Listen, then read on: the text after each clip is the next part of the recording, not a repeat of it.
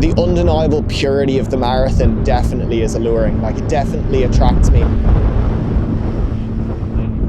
Unlike a lot of the people that I know who got into the sport through running in school and running in college on the track and cross country, for me it's always been about trails.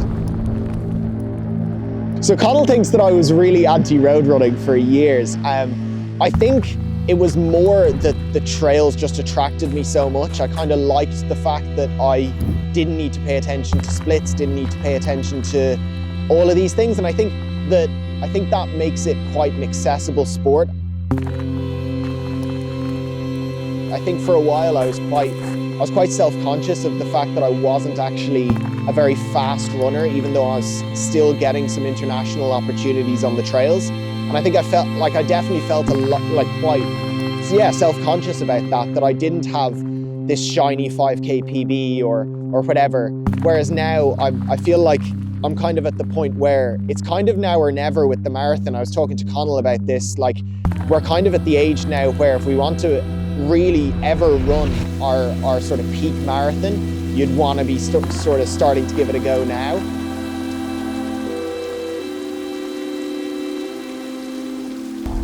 So I do genuinely think that the longer distance trail races, so sort of the 50Ks, marathon distance trail races, potentially suit me a lot better than the classic races that I have been competing in over the past couple of years, the sort of 16K races. Because I was at the World Championships in September, and it's just way too fast. It's so quick at the pointy end of these races. And I feel like I'm a lot more of a slow twitch athlete that just likes being out in the hills, and I think focusing on this new distance and hopefully building into it, I could end up finding a bit more potential for myself. But the focus for me with this slightly longer distance racing isn't necessarily to chase distance. Like, I see a lot of people are asking me, so will you move up to the 100K, will you move up to 50 mile? And for me, it's not really about moving up in distance. I just want to experiment. I just want to try things, because one thing I was thinking about recently is like, and I think it's something everybody could potentially think about, is like, what is the one thing that you haven't done yet that you would be the best at? And I think that for me in the sport of trail running, that might be in these sort of 3 to 5 hour races. But without trying it, I guess I'll never know. So obviously this is episode 1 and we're in the UK. So Connell and I rented a camper van and drove down to Cornwall for the Arc of Attrition. Make sure that there are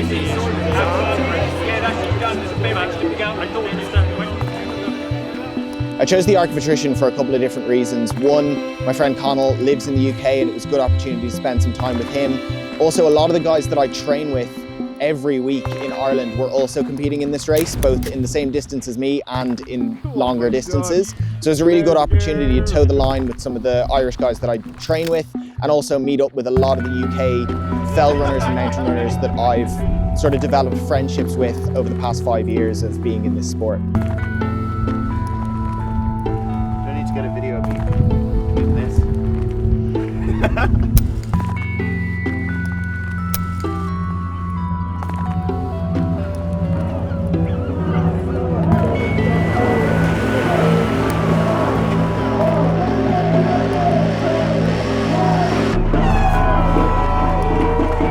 The fact that it's a UTMB World Series race as well just really elevates the profile of this race, and it means that the competition is as stacked as you're going to get at a race in January.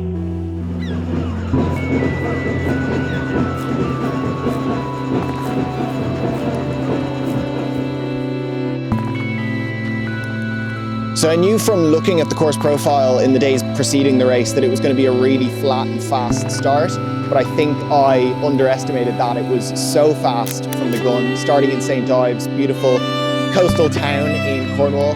And we blitzed through the town and then out onto the coastal path, which for the first couple of kilometers was basically tarmac. Like, it was a net downhill road race for the first 10 miles to the first aid station.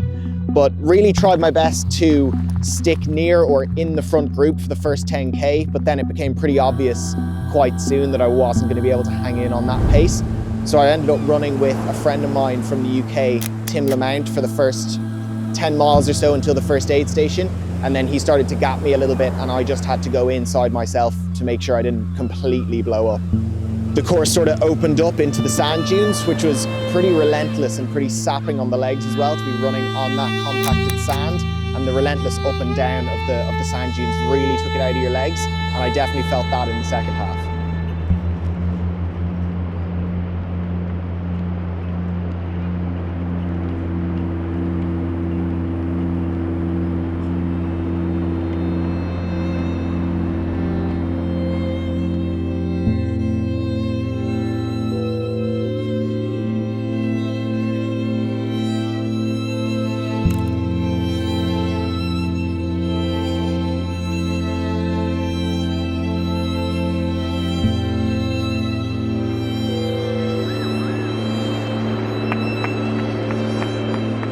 So after the sand dunes, we climbed up onto the coastal cliffs, and it got really muddy and really strung out, and it was just all about staying inside myself, making sure I didn't overexert too much, because I was already feeling that I burnt quite a lot of matches early on.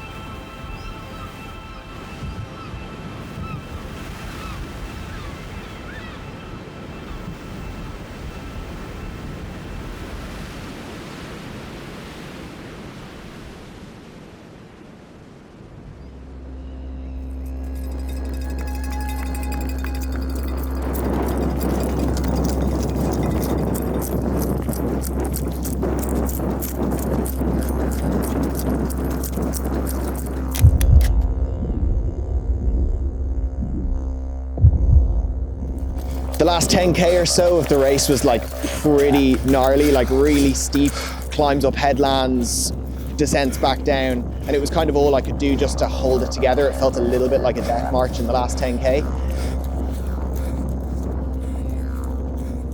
Finished up the race in 8th myself. It was a 41-kilometer race, very close to the distance that this series is going to be focused on, and it was really good to see Ben coming in 3rd, Tim coming in 5th, myself 8th, and then Luke not far behind in 16th or so.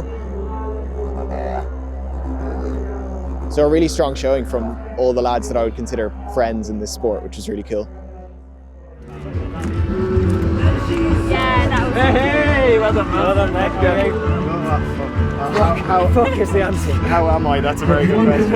It's been half an hour. Oh no, that last, I'd say 40 minutes was absolutely great. Especially pretty much. Spell race at the end, isn't it? Yeah, Yeah. that's what I was hoping It was- for. it yeah. was- It's like a was an road Irish- it race, was an then a Irish wee bit of cross trail. country. Yeah, and then a just fell race right at the end. A little Peak District Andy fell said to me race. fairly early on, he was like, it's basically a fell race at the end, and I was like, Yeah.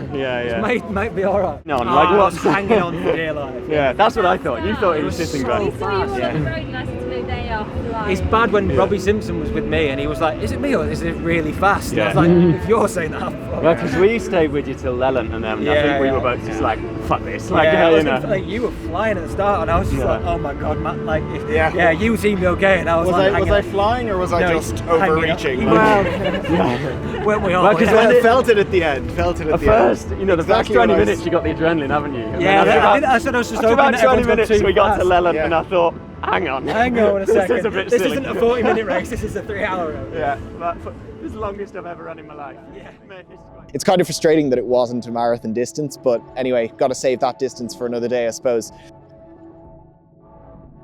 Yeah, so it's kind of like a tongue-in-cheek name for the series, but I want to call this series The Rocky Road to Dublin, because the truth is I'm going to be spending the vast majority of my time out training on trails for this marathon. I definitely still want to prioritise the trails during the summer. My sights are very much set on qualifying for the European Championship team, so the trial for that is not far away now. And then probably a couple more mountain races in the summer before really shifting the gears towards building up the distance and the speed on the road ahead of the marathon. Yeah, I mean, I definitely, at Dublin last year, I got a bit of FOMO from watching a lot of friends that I've sort of developed in the sport over the last little while competing. And yeah, it definitely made me want to throw my name in the ballot whenever my name came out. It made me think, what could I as a lowly trail runner do over the 26.2 around Dublin? the solo nature of the marathon and marathon training. I can see quite a lot of parallels between that and how I pursue the sport of trail running.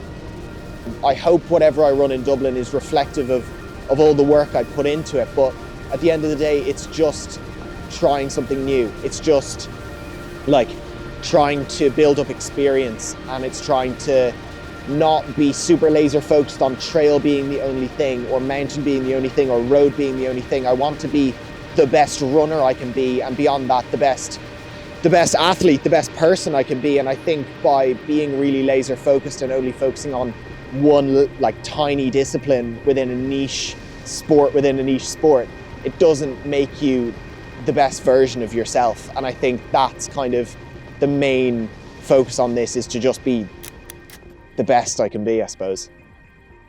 So that's episode 1. As I said, this was a very race heavy episode. The hope is that over the next couple of months, I'm going to bring a couple more race focused episodes, a couple of informative episodes showcasing how I'm training for this sort of multidisciplinary approach to the sport. And yeah, hope you follow along. Hope you enjoy. Thanks, Connell, for putting this one together. See you in Naples, baby.